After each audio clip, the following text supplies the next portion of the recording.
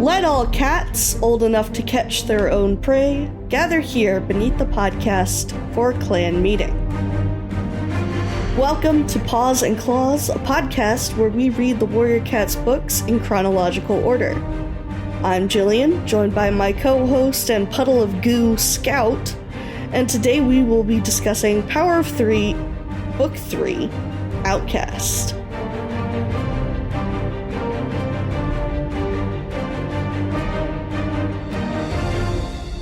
Scout, how you doing? I'm just a little goo guy. I'm just a little puddle of goo. I'm goo over here. Jillian, September has sure been a thing, you know? We're 2 weeks into September, Scout. We're 2 weeks into September and it's already been a month. Yeah. Yeah. I've spent, for listeners' context, this episode comes out in 2 days.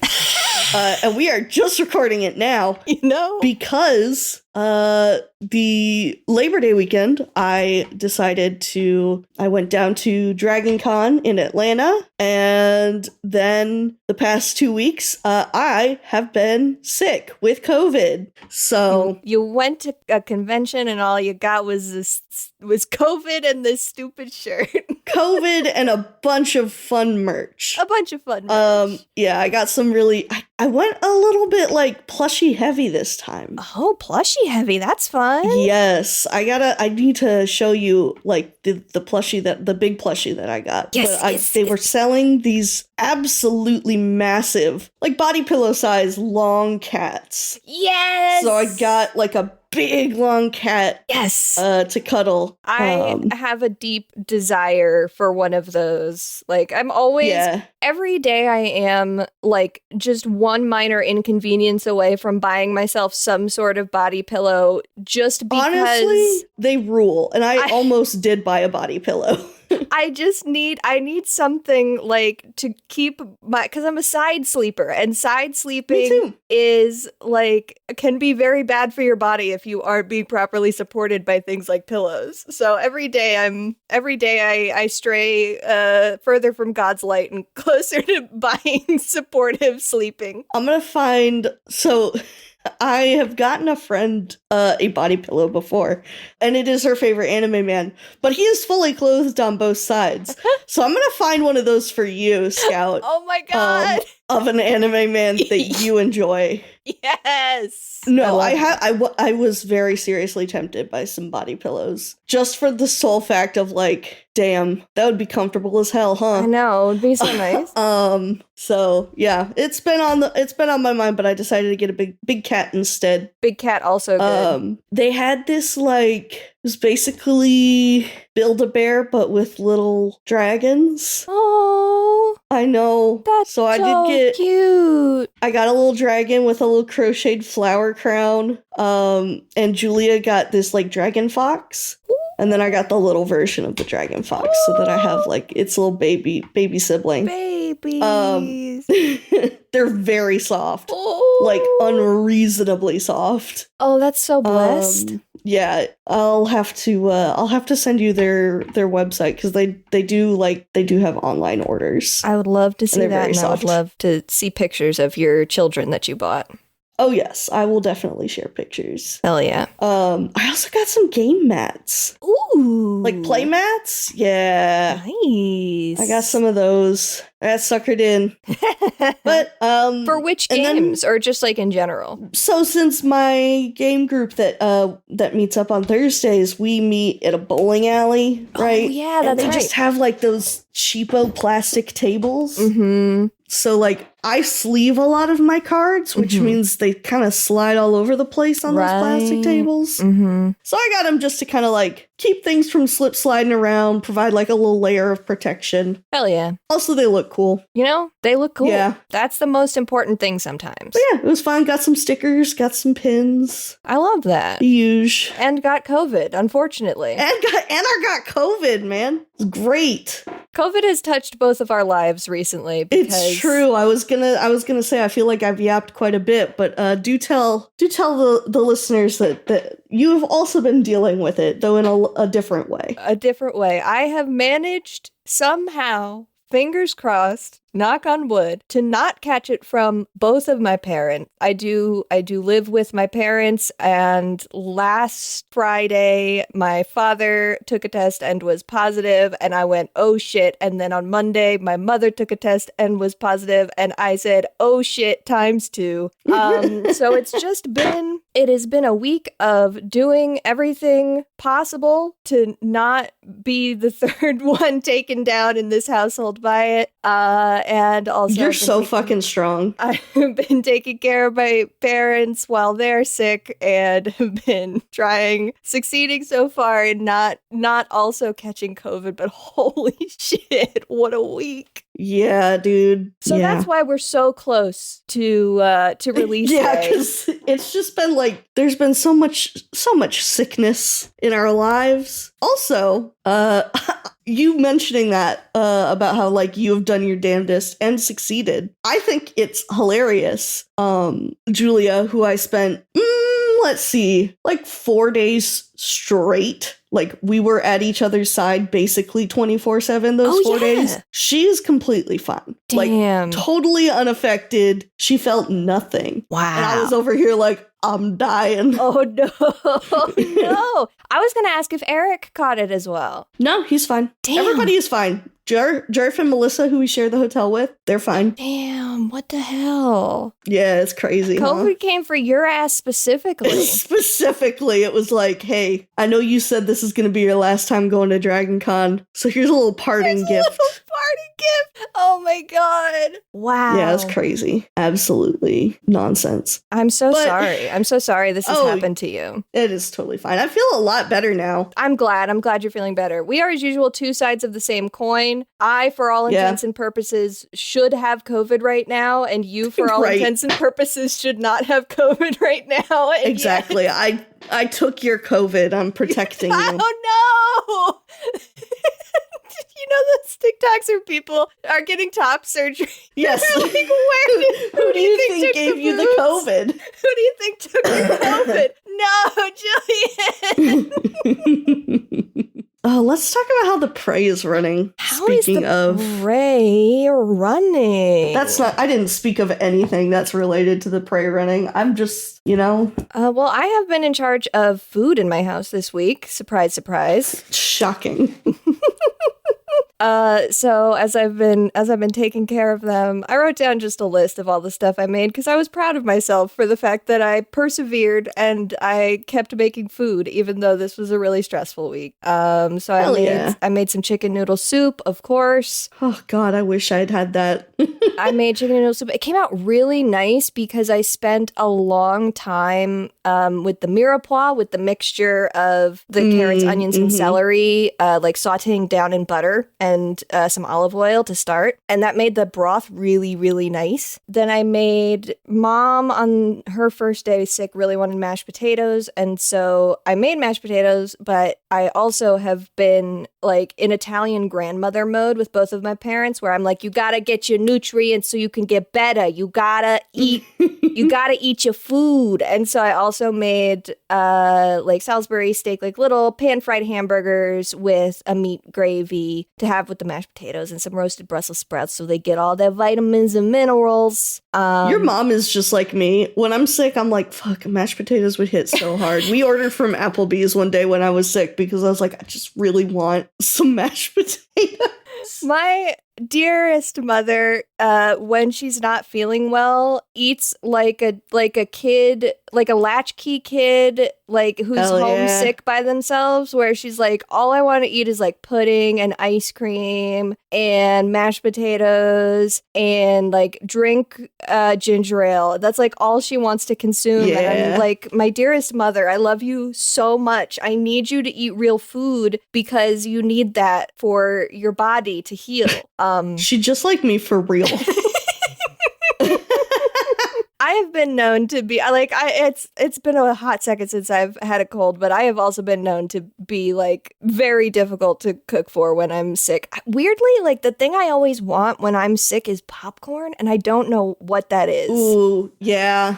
There's something about I really wanted popcorn while I was sick, but like the kernels would definitely have like messed up my throat even more. I was so sad. Ugh. The other things I've made was a spaghetti with sweet sauce and like some oven roasted sausages. And then yesterday I made chicken and dumplings. It was the first time I've done like a drop dumpling. So Dad remotely talked me through the process of doing that. It's wild. It's wild because there's so little of the dough itself, and then you put it like into your chicken sauce, and then 12 minutes later you have massive dumplings. It's whack. It's crazy. I have made chicken and dumplings before. I made them in the crock pot once, which was so nice and convenient. Hell yeah. And we used like canned biscuit dough instead of like making our own dumpling. Oh my god. Whoa. It was so good, but it was unreasonably rich. Oh, I'm sure, yeah. Because those, you get a biscuit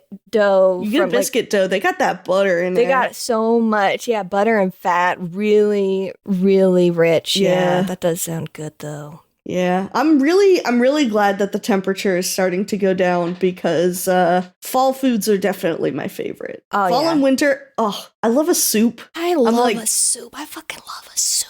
I am like saving up a bunch of soup recipes. I want to make so much soup this fall. Man, I love soup. I found a recipe for like this different kind of chicken noodle soup that is like, it's not like, you know, the classic like, hey, you're sick, this is the chicken noodle soup. It's like a sun-dried tomato chicken noodle soup. Ooh. I know, it sounds really good. And I found like a different like potato soup. I love a potato soup. Oh, I love a potato soup. That was one of the things that I was maybe going to make this week, but sadly, we only had enough potatoes for either mashed potatoes or potato soup, so we went for the mashed potatoes. Yeah, that makes sense. Gotta get some more potatoes. We haven't been shopping. No, for sure. Yeah, I mean, obviously we have not been cooking because we have both been busy with work, plus I've been sick, so like I have not felt like cooking. But I ordered while I was ill a lot of broccoli and cheddar soup. Ooh, yes. Yeah, it was so good. I got it from Panera, so you get that big hunk of baguette too to just like soak up in there. Oh, it was so good. But what really, really fucked was I ordered from a pho place nearby. Yes. Oh my god, that broth was so good. I was genuinely tempted to just like go back on Uber Eats after I finished my food and just be like, can you send me a gallon of your broth, please? I don't want the meat. I don't need the noodles. I don't need the bean spread. I don't need anything. I just need the broth. I just need the broth. Please, it will fix me. This will fix me. Yeah. I'm definitely going to have to keep them in mind for next time I'm feeling under the weather and I need to order something because, wow, that was good. Hell yeah, that sounds so good. But yeah, so we haven't been doing much cooking this week, especially because I believe I've mentioned this before. The day that we were supposed to get our groceries, I was still sick, so we ordered the groceries. Our delivery driver stole our groceries.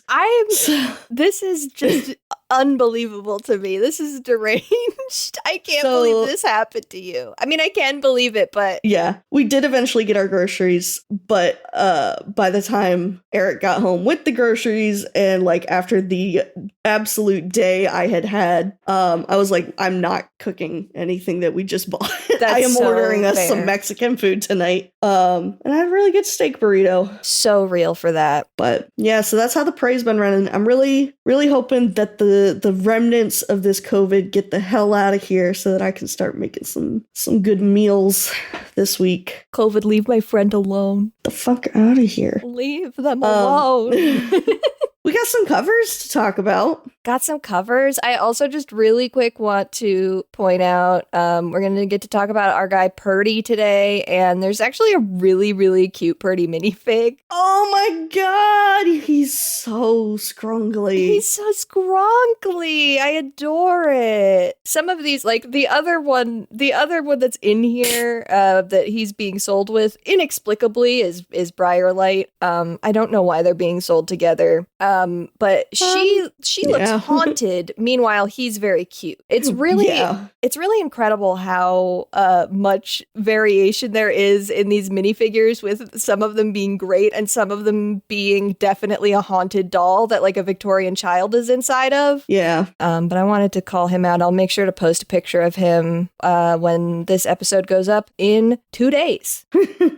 Shout out to AJ. Thank you, AJ. Yeah, thank you, AJ. AJ's going to be doing a quick turnaround on this one. And then cover-wise, I found a couple, like there's some good ones for this one. I really like the original Wayne McLaughlin cover that had Stormfur and Brooke in the portrait area and like this really, really nice image of the mountains with like a single eagle up in the sky. And then on the back cover, you could see the waterfall. I think the atmosphere is so nice on this one. I agree. And then strangely for the reprints and then like other things that have come out since the reprints, they've decided to highlight Breezepaw. I don't really know why. It's a choice, certainly. I mean, he is in the book. And the art that they do is really good, but I just don't feel like he's that focal of a character here. And so it's weird that they decided that he was the one who was going to sort of become the star of this cover. Yeah.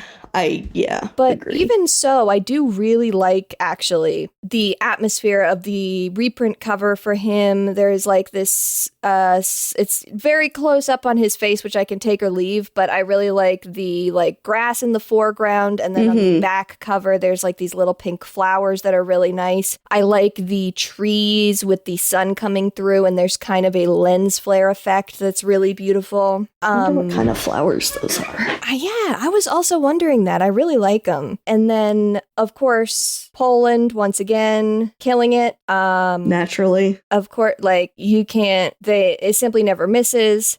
This is another Breezepaw. He looks very, like, thin and scringly here. I love his very like kinky whiskers. He really does look like a little shit in cat form, in the best way. And I like how he also kind of looks almost like he's sort of coming out of this gray cloud cover. Do you remember in the Disney film James and the Giant Peach, the thing that they did to make the rhino look like it was coming out of the clouds? That's what this reminds me of a little bit. Yeah. But I like it a lot. And then there is just some little portraits of cats. There's a cat sort of chilling on a ridge for the back cover with a scrungly looking tree. And then there are 3 cats with one of them leaping over a little ravine or jump on the foreground, like beneath Breezepaw here. I like all of these. These are good. These covers are maybe the best part of the book that we read today. Yeah, unfortunately. We'll get into it. Why don't you go ahead and, unless you have anything else you'd like to add to cover talk or prey running in general. No, I believe these are orchids. Oh, hell yeah, really? Orchids? Lilies? I don't fucking know my plants. Orchid. That's not an orchid. What the hell? They're pretty small. They're small. They're definitely not orchids. Small pink long flower. This is what I think both of us reblogged today, that post that's like, I know I sound like a deranged old man, but I swear to God, it was once possible to Google things on the internet. That's how this feels. Yeah, I can't figure out what plants these are. They may not actually be any sort of flower. I just am obsessed with like the idea of flower symbology. Oh yeah. On covers and things. So I was like, I wonder if those mean anything. I don't fucking know. Maybe it's some kind of Wastonia flower? Gesundheit. All right. Would you like to hear the summary of this book? I would love for you to paint me a word picture. All right. In the prologue, we see the tribe of Rushing Water attacked by invaders, while their ancestors watch, unable to help their kin. Back in ThunderClan, J-Paw frets over Rock and the Stick, thinking about the ancient cats that once lived at the lake. During their warrior assessment, Berrypaw gets upset with J-Paw, blaming him for missing the catch he was trying to make, but he and his siblings are granted their warrior names that night. A few days later, Ice Kit and Fox Kit are apprenticed to Whitewing and Squirrelflight. Even though Firestar promised Brightheart that she would be training one of them, but whatever. Soon, 2 cats from the tribe arrive. Talon and Night. Stormfur and Brook are uncomfortable with the visit, and we learn that the reason is because Stormfur and Brook were exiled and declared legally dead in the tribe's eyes for trying to get rid of the intruders and failing. Talon and Night came to ask for help without Stoneteller's permission, and the clan agrees to help anyway. All 3 of the prophesied cats are interested in traveling for their own reasons. Lionpaw wants to teach the tribe about the code, Hollypaw wants to learn about their different way of life, and J-Paw wants more answers from the tribe's ancestors, since Rock is not giving him the answers he wants. Brambleclaw and Squirrelflight agree to go with Stormfur, Brook, Talon, and Night, and agree to allow the apprentices to join. They decide that taking Tawnypelt and Crowfeather would be smart since they also made the original journey, and at One Star's insistence, Breezepaw comes along as well.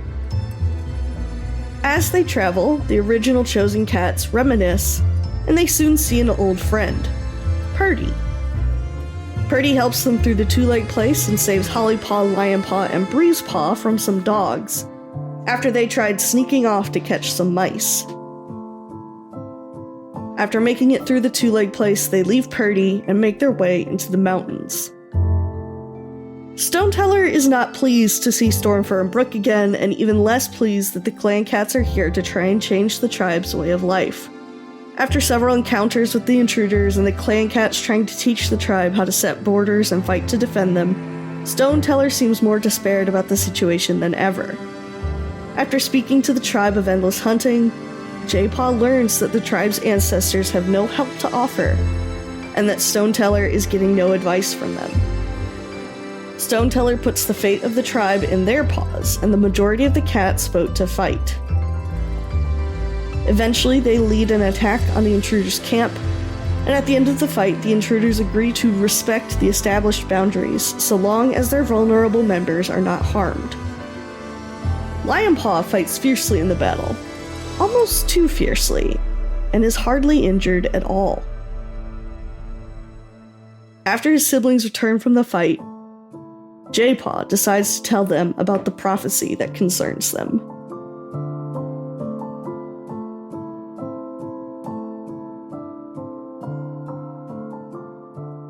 So, overall thoughts. Overall thoughts, I don't like this book very much. I don't either. There are moments that are good. Yeah. However, for the most part, the conflict just kind of seems... The conflict doesn't really get resolved. Yes! And the conflict also doesn't feel like...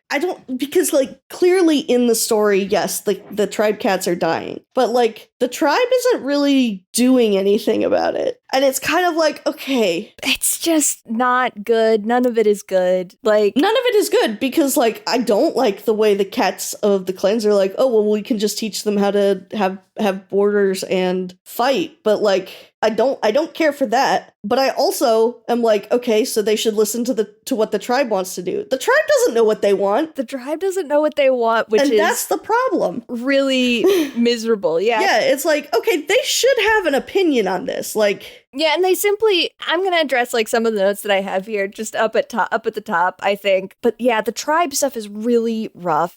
As soon as we get to the whole plot of them helping the tribe, it just all falls apart. And like, it's not fun or productive to see like any of these characters interacting together. And especially so many of like, we've talked before about like unfortunate native stereotypes that go with the territory of the tribe and depictions of sort of like, you know, the quote unquote other in a fantasy book and like in xenofiction like this. You can hear a little bit more about that and have a link to some really good like resources and thoughts from Native American and indigenous peoples. If you go back to our Moonrise episode where we talked about that, and we link to a Google Doc with some information in there. It's really not, it feels bad that we see several of the characters here from the clans getting to the first step of the problem, which is whether they leave or whether they adapt. The tribe is like losing their traditions and culture, and they do like have that understanding of that problem briefly for a lot of them, but they never take the second step, which is like, maybe we should listen to the tribe and try and find a solution that respects what they want. But like you said, the tribe isn't even like, they're so not actually built out or like really anything other than like the thing that they were in the previous arc. Like, they're so thinly drawn in general. Yes, I think that, and that's, I think, part of the issue is they're like, well, getting rid of, or like putting borders and like learning how to defend yourselves, that's breaking our traditions. And I'm like, how though? You don't really, there's never been any statement of tradition regarding borders. Like, yeah, like what are their traditions? It doesn't feel like enough of their traditions are laid out to like say that everything that this is challenging their entire way of life. Yeah. Because yes, it is challenging the way that they have like they train themselves, like teaching the prey hunters to fight. That is definitely like the one thing that's like, yeah, that's definitely a change in their tradition. But like, I don't know. So it feels kind of contrived in that way. And I feel like here's the complicated feeling that I'm wrestling with. There should be narratives of, hey, the old traditions won't always work and we kind of have to adapt and change because like that's how life is. And like if we all were still following ye old Christians back in the day, like just saying, like, you know, there are like traditions do change naturally, like traditions evolve, and that is like a natural thing. Definitely. But in this, it does not feel like they are evolving their traditions, and it doesn't feel like they had traditions that would evolve, really. So like, I think it's important, and that there should be narratives of like, hey, you know, traditions have to change sometimes, or like we have to find ways to like maintain who we are in a changing world. But this was really poorly executed and just did not feel good. And like you said, doesn't even resolve in a real way, because they have this big fight and the intruders say, okay, we're gonna lay off, just don't hurt us anymore. But immediately, like everybody is like, yeah, but that's not really gonna work. In the end, they're gonna attack you again, like as soon as we leave, which is very not bad, very bad, very bad. I don't like it. I don't like the feeling. I don't like how helpless the tribe comes off here. The fact, like, they are, one of the things that they have like shown in the past is actually being extremely resourceful due to living in a very like harsh environment where they need to do very specific things in order to survive. And we have seen some of that in the past, and here they are so passive. They are so just like, it's not good. It's just not. It feels bad. Yeah. And the frustrating thing for me is there's like just the briefest glimmer of a moment of like what they could have done with like an exchange of like sharing traditions and sharing culture with each other. Similar to what we got when which book was that? Sunset? When all of the clans were crossing the mountains and and they stopped to stay with the tribe for a couple of days. And there were like some really good moments of like cultural exchange in there. I remember us talking about. Yeah, like especially the way that the tribe eats, particularly like they choose to sit with someone and they both like take turns from the same piece of prey. Mm-hmm. And we get that glimmer. We get a small tiny sliver, and I wish there had been more because I really think it would have been a lot more interesting if we had focused on J-Paw and Stoneteller like interacting. I feel like there could have been there's so much more there they could have done. Definitely. Instead of focusing on Hollypaw and Lionpaw like training all these other cats. Yeah. It feels like they brought J-Paw along and he had this purpose of being there. Like, I want to learn more about the tribe and our ancestors and where we came from. Like, to me, he's the only one there with like a good purpose. And like, I wanted to see more of him actively pursuing that goal, but he kind of just gets shoved aside. Yeah, in this book. Has like his one night of dream walking, and the thing that also sucks about that is that he talks to the tribe of Rushing Water, and the tribe of Rushing Water is like, we don't know what to do. We have no solutions. We don't know what else to do to help, which is also doesn't feel good, but like feels kind of in line with what we see from StarClan sometimes, where they sort of have this. Yeah, I was going to say like the tribe of Endless Hunting just feels so useless, but then I'm like, but we complain about StarClan like every other episode, so like I can't really be too harsh on that. Yeah, they are really, it feels more in this book than in any other book where we have seen both the tribe and the clans, that like the clans are being centered here as the, you know, quote unquote better option or whatever, like functioning. Which is very interesting considering the next book and what is to follow after this. That's true, yes. And that just feels bad, especially considering, like, you wrote to me, you were like, Lionpaw is giving colonizer. Yeah, this whole book is giving colonizer in a lot of moments. The boy literally looks at the mountains, he's like, wow, I can't wait to teach the tribe about the warrior code. I'm like, yo. He's like, that's what they need. That'll solve their problems. I'm like, dude, shut the fuck up. It's so bad, dog. But like the tiny little thing we get that I really, again, I wish there had been more of, was when J-Paw is helping Stoneteller like treat one of the injured cats. Yeah, and he like learns about the different herbs that they have. Like he's like, hey, these are the herbs that we use. And it's like, wow, could we have maybe had more of that? Like J-Paw learning about these different herbs that exist and like kind of, you know. Yeah, exchanging, like they were sort of like exchanging, you know, their information there about the methods. Yeah, and it was like, wow, yeah, that would be really good, because I feel like we've seen that before with like other medicine cats, like teaching medicine cats from other clans, like, well, we actually use this for that. It's like, oh, okay. And that's like part of what being a medicine cat is supposed to be. Yeah, is, you know, sharing information with each other so that you can like all be better at healing. Definitely. But yeah, so it was like, oh, we got just a tiny little glimpse of it, and then it was just like, okay, bye. And there was so much of like, I think I got sidetracked talking about the tribe of Endless Hunting, but like after that initial scene where J-Paw like walks in Stoneteller's dreams and talks to the tribe of Endless Hunting and everything, then J-Paw just kind of like ends up discounting the whole thing instead of like and totally just like sort of saying, okay, well, Stoneteller is useless then because like he's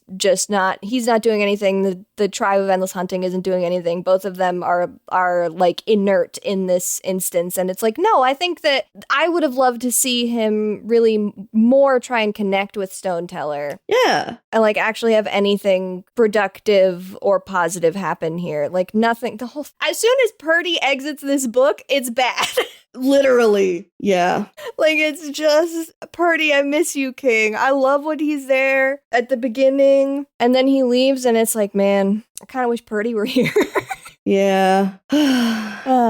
Oof. Some things that I enjoy. Let's talk about some small moments that we like. Yeah, let's talk about some little things that we liked. Yeah, you go first, and then I'll say my couple of little things that I liked. I really liked there's a moment when the three are trying to convince their parents to let them go on the trip. It's cute. It's very cute. And like there are some folks express some doubts about J-Paw, but Leafpool is like, no, I think it would be important for him to go. And I'm like, oh, Leafpool. I know. It's such a nice little a nice little moment. I was just like, oh, that's so cute. That's his fucking mom.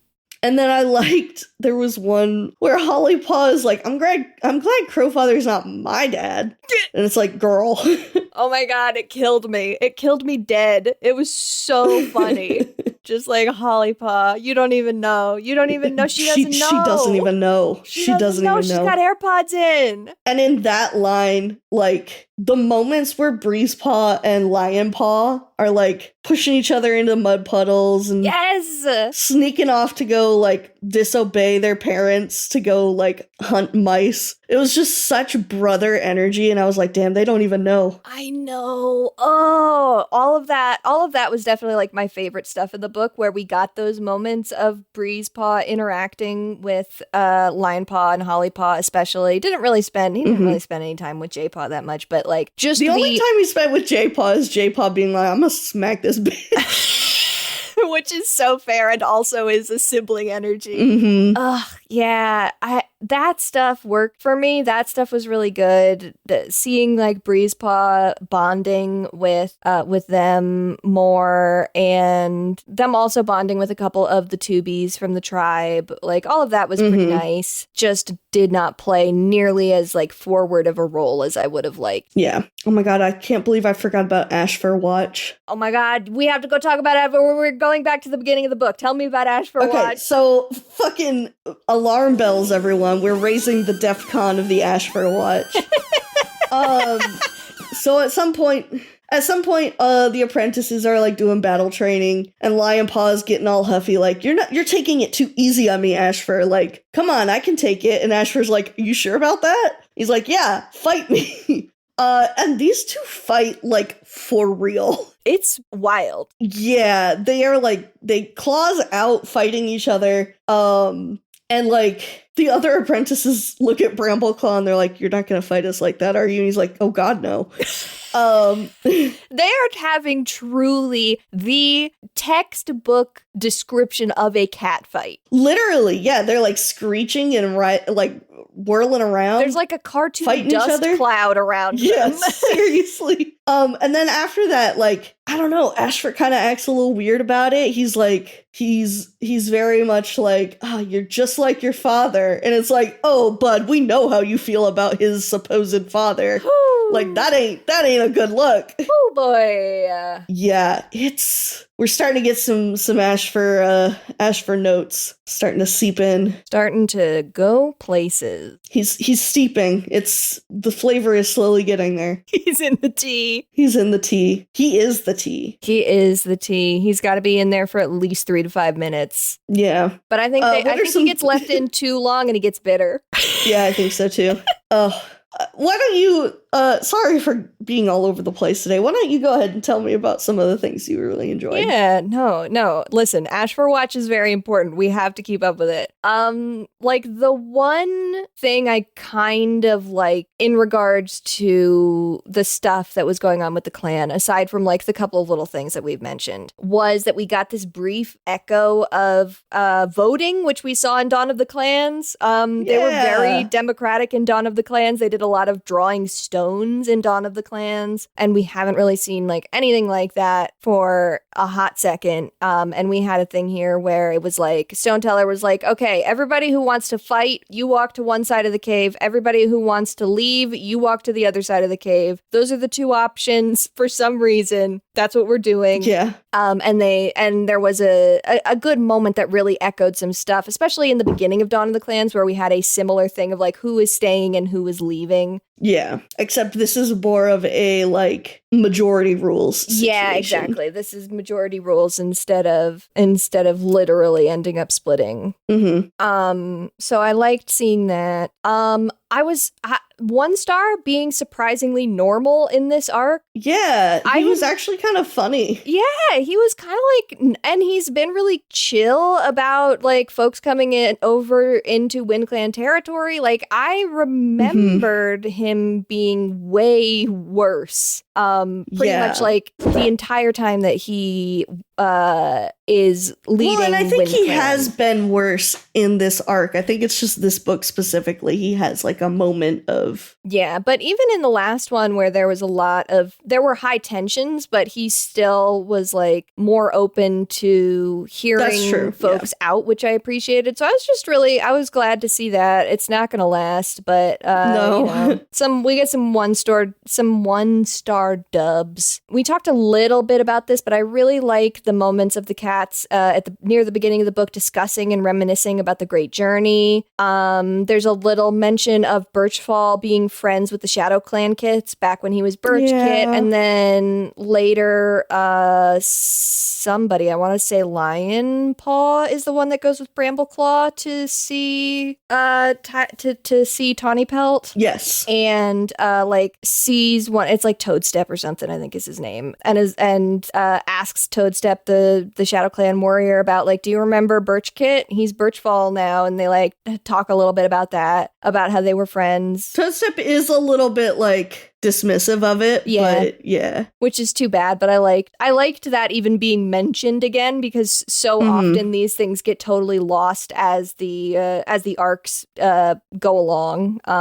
Right. I like Talon and Knight being excited to see Tawny Pelt and Crowfeather again. I had totally forgotten that like everybody from the original journey that is still alive got together to do this journey to the mountains. Yeah. That part was great. And then once we got to the mountains, it was miserable. But everybody like getting hyped and pumped for the journey to the mountains and reminiscing and everything was great. I liked the beginning of this book. There was like a relatively medium-sized time jump here, and it's fun to see like all of the changes. We get the drop that do we get the drop that Daisy has had Spider-Legs kits? I think we get the drop that she is expecting Spider-Legs kits. Spider-Legs kits, yeah. That's Spider-Leg. Oh, talk about deadbeat dads. Oh, yeah, we'll get there. And then the last thing I wanted to note, there's this moment where Hollypaw is talking to Brambleclaw about, and he's saying like, different stuff about all of his kids, like, how he thinks Lionpaw is going to be a really incredible warrior, a really incredible fighter, and J-Paw is going to be a really incredible medicine cat, and Hollypaw is like, what about me? What's the special thing about me? And Brambleclaw says, you're my little thinker. And he like puts his tail on her little head.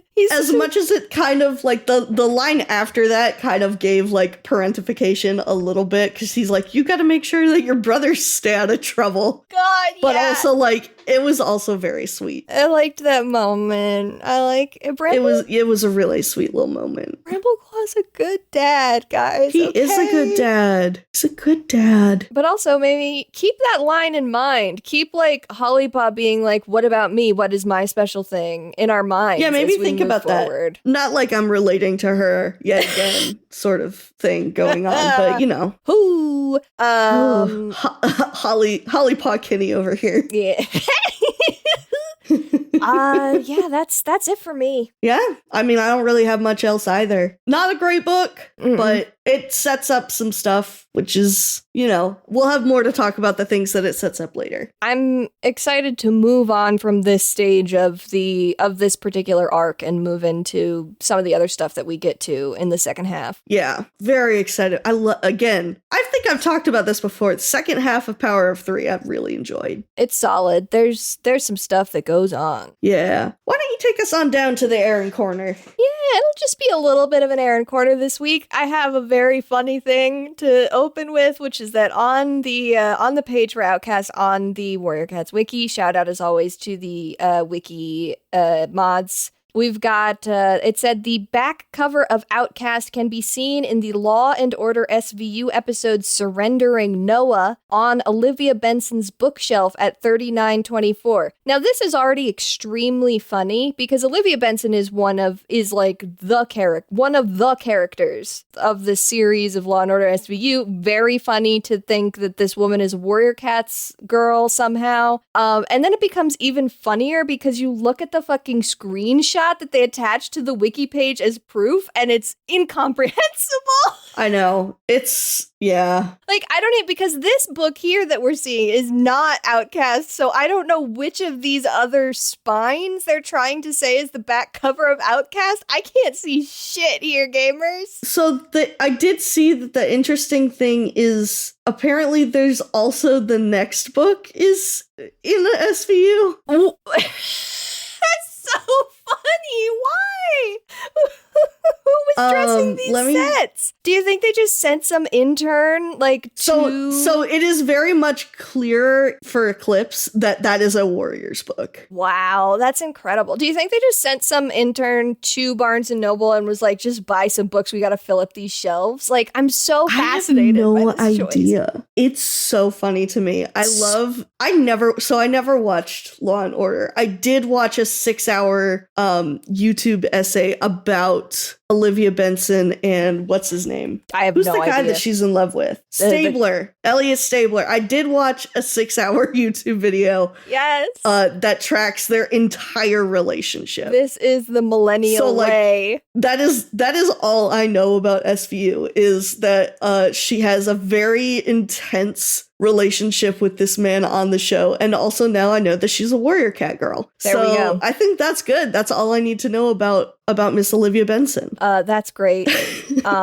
And then other than that, I didn't really find anything. There is an article that Vicky wrote, I think, in the last couple of years on the official Warriors website that says some stuff about the tribe, but literally says nothing that we haven't already covered. So it's not really worth diving into. And of course, I have the Leaf Pool's Wish stuff that I still need to read, but I want to revisit that probably book 5. Yeah. Just based on arc. Mm-hmm. So that's about it for me in the Erin Corner. Why don't we hop on over to Sharing Tongues? Well, unfortunately, there's not much here.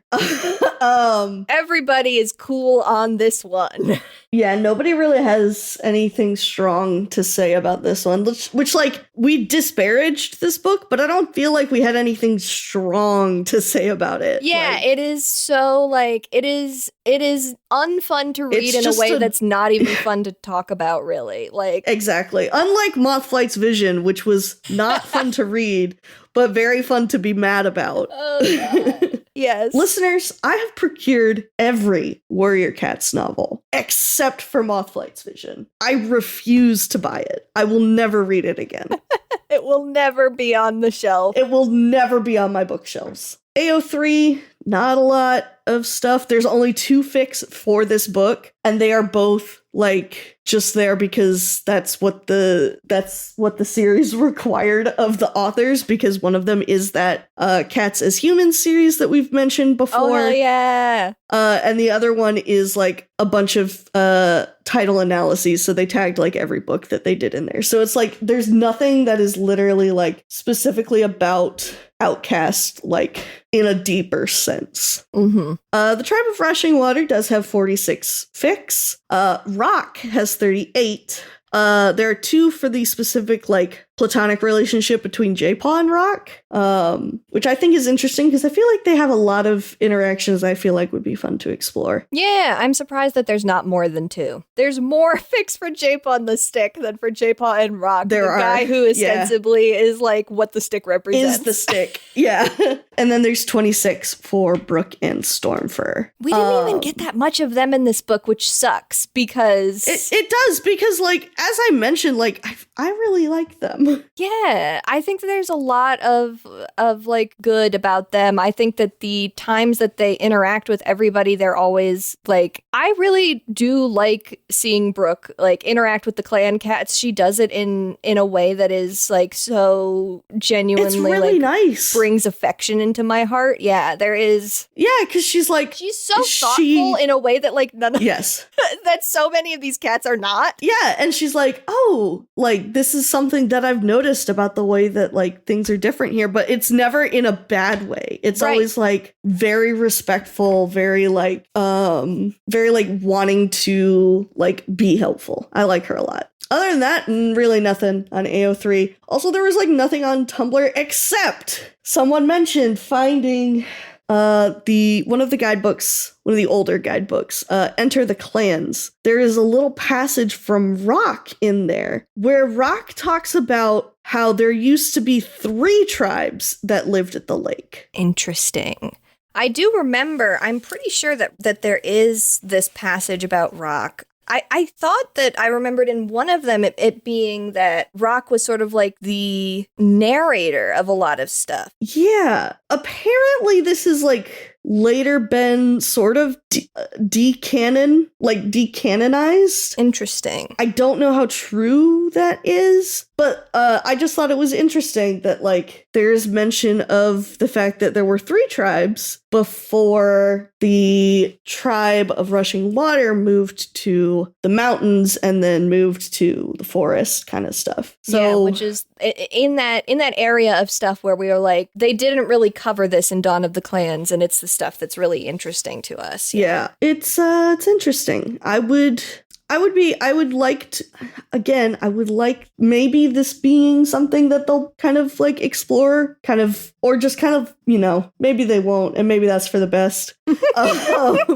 Maybe we should let the fans work on that one. But like, just these hints of like there being a whole like 1 or 2 other like diverging paths from the cats around the forest, because, there were not 3 tribes up in the mountains. So like where'd those other 2 go? That kind of stuff. It's just food for thought. Mm-hmm. Just a little nugget that I'm rolling around in my brain. But I found nothing else on Tumblr about this book. So, I will say what I'm remembering is in Cats of the Clans, there is the intro to Cats of the Clans here. 3 Lost Travelers is I guess you call it's when they do, I guess it's second person, when it's sort of like the character is talking directly to you, the reader, in a way, but you, the reader, are standing in for another cat. But this is Rock here that is like talking to these kits and saying like, I'm gonna talk you through some important cats that have been through the history of the clans that I want to tell you about. So Rock as sort of this figure that appears in the guidebooks is something that I remember, and I think that is a really interesting take. Would have been great to have all of this tied together more, but we do what we can here. Yeah, it would. It just feels like a fun little thing to think about. Very things very that fun. I wish there were more of. That's all I got. Again, nothing. There's like nothing out there. Yes, girl, give us nothing. Go, girl, give us nothing. Which is fine. Yeah. So why don't we talk about our Warrior Cat of the Week? Yeah, tell me who yours is. My Warrior Cat of the Week is J-Paw. Oh, good one. I just feel like, even though he got kind of pushed to the side at the end in the like latter half of the book, I really enjoyed the moment where he's like going through Brooke's memories and seeing like the reason why Stormfur and Brooke were here in the first place. Yeah, I really liked that. I really liked, and again, like I said, I wish there had been more of him wanting to like learn more about the tribe's ancestors. I just think his connection connection to, and this is something that we will explore more later, because he does have like a very strong connection to ancestors. I just think exploring that particular like really spiritual connection is very fun with him. Yeah, definitely. And I like moments where we get to see that. Yeah. And see it in a way where it's not like, oh, I can't believe this is what I have to do. But like, he's like genuinely excited about like, or not excited, but like genuinely invested in figuring out like what the heck happened to the like tribe before they went to the mountains. He really is evolving from, I can't believe this is my lot in life to like, okay, but sucks. This stuff's kind of cool actually. All right, yeah, I could get into this. I could make this my special interest. He's like, yeah, actually, like to the point where he's like bitching about Rock not talking to him, and he's like, where the fuck did you go? It's like, Rock, why are you leaving me on red? Tell you. Yeah, no, I liked him a lot in this book. I like that Who's your warrior cat of the week? Mine is not a warrior, actually, but it is a cat. It's Purdy, isn't it? It's Purdy. I just Grandpa. the joy, the genuine true joy in my heart when I realized Peepaw was back. I was so happy. I love Peepaw. And I love the moment with Hollypaw where she notices earlier on that he is covered in ticks and fleas because his human has passed away, and so he is just like kind of a scrungly old stray now. And she goes and she gets a mouse, and she gets mouse bile for him and takes care of his ticks, and it's so pure and good, and I love it so much. Yeah. Absolutely blessed. I loved that little moment. That was so sweet. Especially because she'd kind of been a bitch to him earlier. Yeah. So she's like making up for it. Very much like, this guy is older. They're so mean to him. Smells bad. They're so stinky. Rude. He's stinky. Yeah. I do like there's like a note that like somebody sort of thinks offhand that because he is taken care of by the humans, he's older than any of the clan's elders, which is like wild to think about. Well, yeah, I think, yeah. I mean, he technically is a house cat. Not technically, though, because they let him outside, and he definitely should not be that old. Yeah, how old does it say that he is? Yeah, I don't know if we ever get like an official. No, I don't think so either. They have like other information, but not his age. It's just he's old. Yeah, literally just like, this man old as fuck. This man's old as fuck. Oh, man. But I love him. I was so happy to see him. Minor spoiler alert, we will be seeing him again, and I'm so excited. Yeah. Man. Well, I just took your spot. Oh my God. Jill trying to steal the ADHD medicine is working too well. Oh, shit. God's got to nerf me again. ADHD medicine making you stop delegating. I know, literally.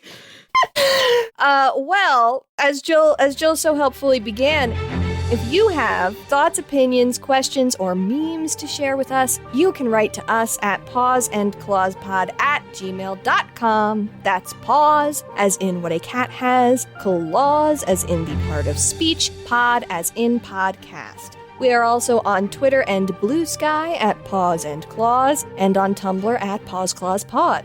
If you are 18 years or older, you can come join us on our Discord, which will be linked in the show notes. We are brought to you by the TWG Podcast Network, which you can find at theworstgarbage.online.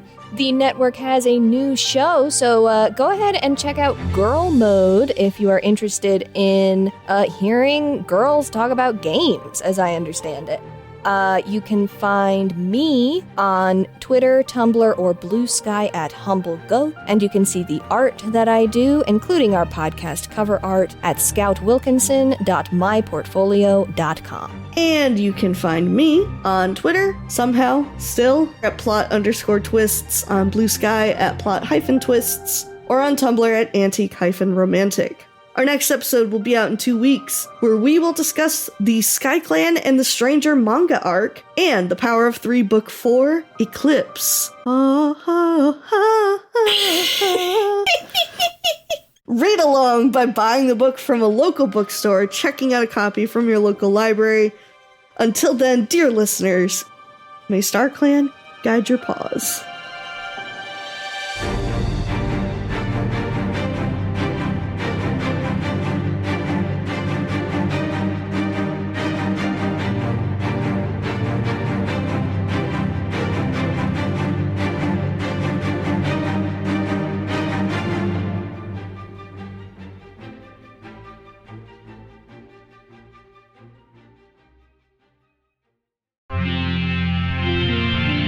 TWG, the worst garbage, online.